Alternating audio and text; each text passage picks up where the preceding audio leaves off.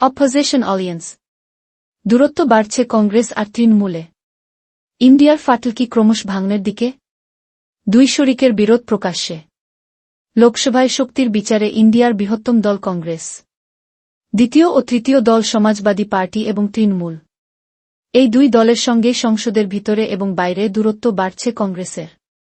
বিরোধী জোট ইন্ডিয়া কি আর টিকবে? ফাটল স্পষ্ট থেকে স্পষ্টতর হচ্ছে বড় শরিকের সঙ্গে মেজো এবং সেজোর। ফাটল বাড়তে বাড়তে ভাঙনে গড়াবে কি?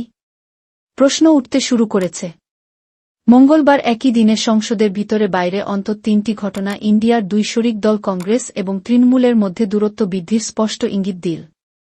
কংগ্রেসের সঙ্গে দূরত্ব রেখে চলল সমাজবাদী পার্টি এসপি ও। ঘটনা ১। সংসদ চত্বরে আদানিদের ঘুষকাণ্ডের প্রতিবাদে রাহুল গান্ধীর নেতৃত্বে বিক্ষোভ দেখালেন কংগ্রেস এবং বিরোধী জোটের কিছু ছোট শরিক দলের সাংসদেরা। কর্মসূচিতে যোগ দিল না তৃণমূল এবং এসপি। আম আদমি পার্টি আপ এরও কাউকে দেখা যায়নি। ঘটনা ২। তৃণমূলের এই অনুপস্থিতি নিয়ে যখন জল্পনা-কল্পনা চলছে সেই সময় দলের সাংসদ কীর্তি আজাদের একটি মন্তব্যকে মশকরা বলে কটাক্ষ করে ফেলল কংগ্রেস। বর্ধমান দুর্গাপুরের সাংসদ কীর্তি মমতা বন্দ্যোপাধ্যায়কে ইন্ডিয়ার মুখ করার দাবি তুলে সম্প্রতি বলেছিলেন, একমাত্র পশ্চিমবঙ্গে হারতে হয় বিজেপিকে।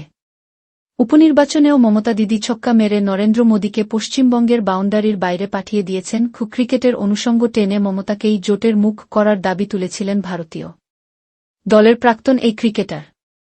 কিন্তু কীর্তির এই মন্তব্যকে ভালোভাবে নেয়নি কংগ্রেস। দলের তামিলনাড়ুর সাংসদ মণিকম টেগোর মঙ্গলবার খোঁচার সুরেই বললেন, এটা খুব সুন্দর একটা মশকরা গি।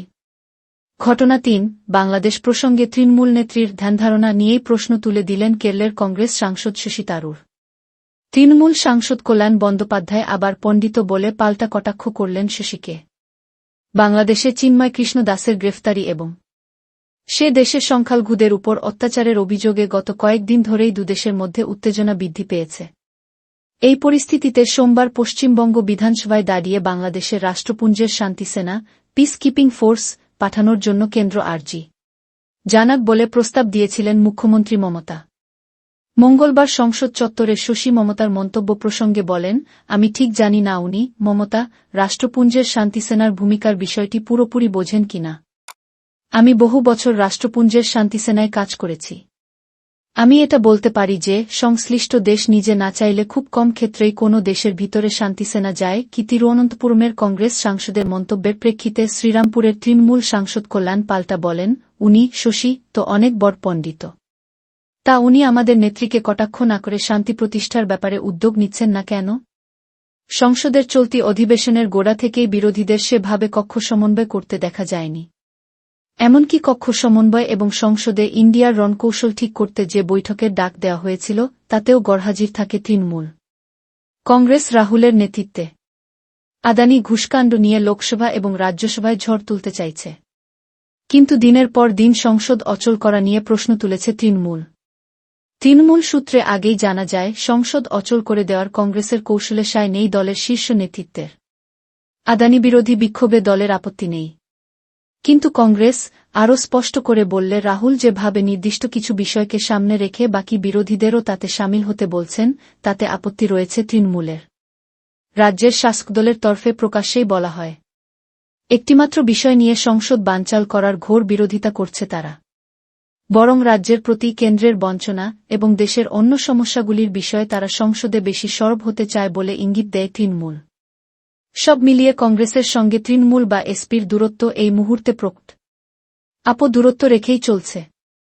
লোকসভায় সাংসদ সংখ্যার বিচারে বিরোধী জোটের বৃহত্তম দল কংগ্রেস ৯ দ্বিতীয় এবং তৃতীয় বৃহত্তম দল যথাক্রমে এসপি ৩-৭ এবং তৃণমূল ২-৯। কিন্তু এই দুই দলের সঙ্গেই সংসদের ভিতরে ও বাইরে কৌশলগত প্রশ্নে কংগ্রেসের সম্পর্ক তেমন মসৃণ নয়। দিল্লি এবং পঞ্জাবের শাসকদল আপের সঙ্গেও কংগ্রেসের দূরত্বের কথা সুবিদিত। গত লোকসভা ভোটে দূরত্ব ভুলে অবশ্য দুই দল দিল্লিতে জোট করে লড়েছিল, সাফল্য মেলেনি। খুব বড় কোনো অদলবদল না হলে আগামী বছরের গোড়ায় দিল্লির বিধানসভা ভোটে আলাদাই লড়বে কংগ্রেস এবং অরবিন্দ কেজরিওয়ালের দল। ইন্ডিয়ায় যে সমস্ত দলের সঙ্গে এখনও পর্যন্ত কংগ্রেসের সম্পর্ক মসৃণ তাদের মধ্যে ডিএমকে ২-২ ছাড়া কেউই সংসদীয় শক্তির বিচারে তেমন গুরুত্বপূর্ণ নয়। আগামী দিনে কেন্দ্রের এনডিএ সরকার এক দেশ এক ভোট বা ওয়াকফ সংশোধনী বিল সংসদে পাশ করানোর চেষ্টা করলে বিরোধীরা নিদেনপক্ষে ঐক্যবদ্ধ হয়ে লড়াই দিতে পারবেন কি না তা নিয়ে সংশয় রয়েছে বিরোধী সাংসদদের মধ্যেই। তবে কি ইন্ডিয়ার দিন ঘনিয়ে এল ভাঙন অবশ্যম্ভাবী, নাকি এইভাবে কখনো দূরে থেকে কখনো কাছাকাছি এসে কোনো রকমে টিকিয়ে রাখা হবে বিরোধী জোট? কট্টর মমতা বিরোধী কংগ্রেস নেতা অধীর চৌধুরী যেমন এখনই ভাঙনের কোনো ইঙ্গিত দেখতে পাচ্ছেন না। কংগ্রেসের সর্বোচ্চ নীতি নির্ধারক গোষ্ঠী ওয়ার্কিং কমিটির সদস্য অধীর এবার তৃণমূলের কাছে হেরে গেলেও বিগত লোকসভায় কংগ্রেসের দলনেতা ছিলেন। তার মতে, আমি মনে করি না ইন্ডিয়ার ভবিষ্যৎ নিয়ে কোনো প্রশ্ন আছে। ইন্ডিয়া থাকবে, তৃণমূল প্রসঙ্গে তার সংযোজন, ওদের আলাদা এজেন্ডা আছে। ওরা আদানিকে চটাতে চায় না। আসলে মোদি এবং দিদির মধ্যে সেতুবন্ধন করেন আদানি। আসলে দিদানি মোদানি আদানি সব এক হয়েছে কি?